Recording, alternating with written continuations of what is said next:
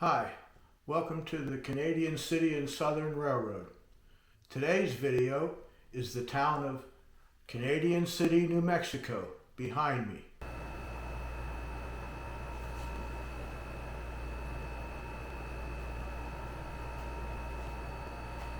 Canadian City's gone.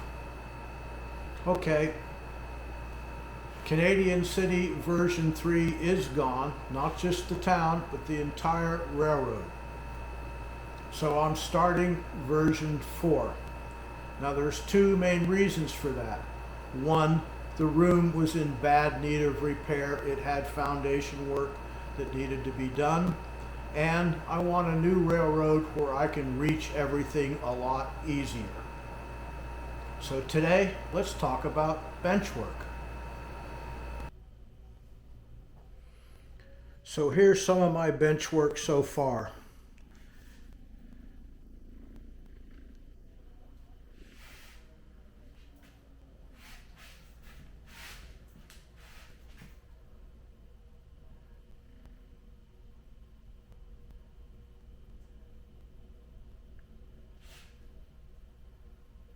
Now, as you can maybe see, this bench work is very light.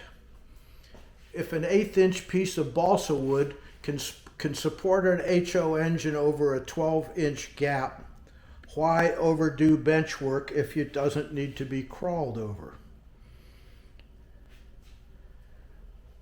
Another thing that's unique about it is that I am along the side of the sub-road bed, I'm adding a layer of 1/2 inch cork as an insulation between the roadbed and the future scenery.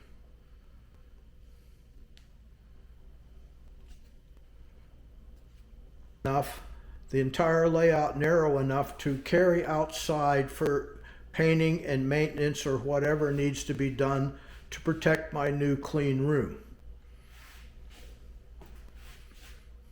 Therefore, I have decided to use 1x2s rather than somewhat heavier lumber for the main framework.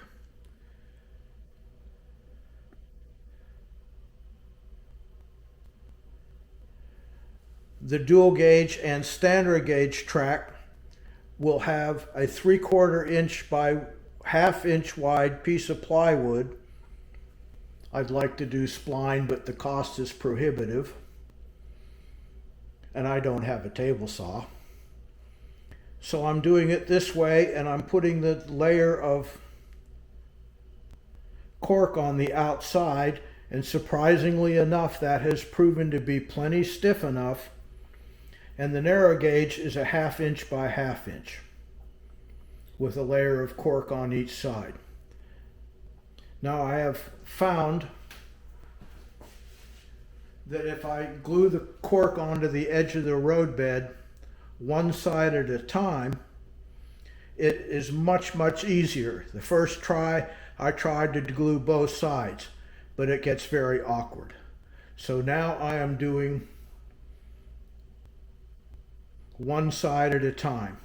It seems to work out much better, and I don't get air gaps between the wood and the cork.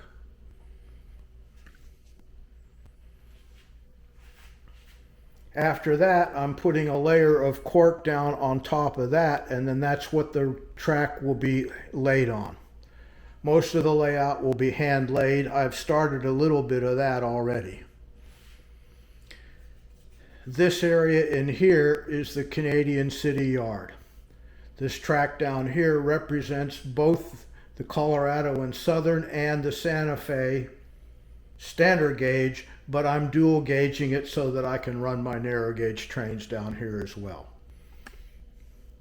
In the real location, those two railroads did not share track, but to keep the amount of track work to a reasonable size, that's the way I'm doing it.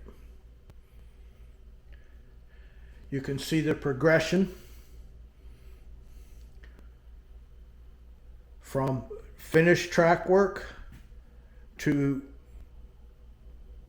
roadbed with cork on either side to the basic roadbed. This area here is the standard or the dual gauge, and narrow gauge up in here. You can see right here where I've cut out a piece that will be a short little drainage area down into what will be a lumber mill pond here. At several places around the layout, I'm putting it right down to the 1x2, and that will represent, it will come in and back out the edge of the Canadian River in New Mexico. Here's another place where that'll happen, and the pond will drain down into that. Coming up at this point on the 2% grade, it gradually levels out in order for the siding for the stamp mill to be level so that cars don't roll down the hill. As I continue on from this point, using my simple homemade ruler here that I can clamp onto the benchwork, I can calculate that I'll need to go at least to the height of the NMRA standards for clearance between the bottom of the narrow gauge to the top of the dual gauge, and as it branches off over here, the dual gauge and the standard gauge, in order to get the necessary clearance somewhere down in here.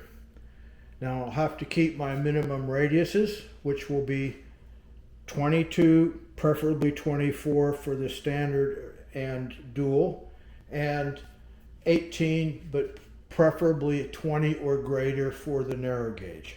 So I'll figure out how that goes down in here by adding the amount that it needs to come up by distance based on 100 is a ½ inch or an inch for 1%, 2 inches for 2%.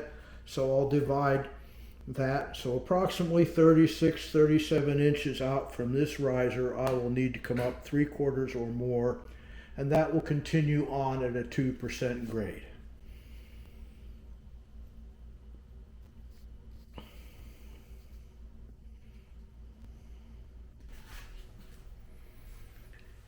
Here's another little idea I've had. On my railroad, I don't want things hanging below it so I can set it flat on the workbench. But I also don't want to have to crawl up under anymore like I've done on so many modular and home layouts and other people's layouts and club layouts.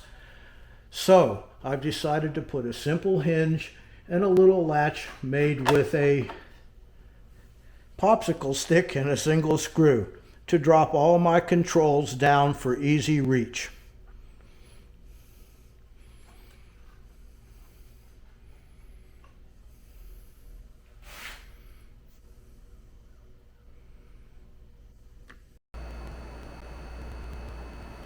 All my trains, tools, parts, supplies, scenery materials have all been stored in matching file boxes and loaded up onto my roll-around carts with shelves that support the layout.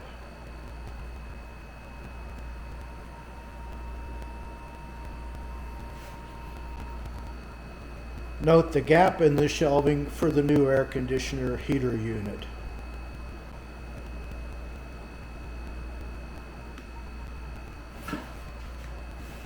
And check out my nice clean new floor.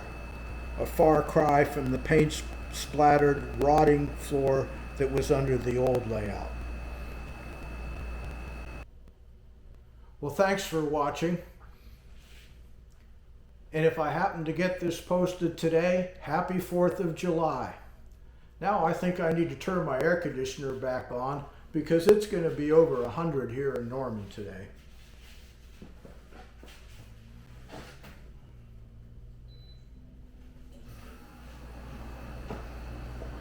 That's better.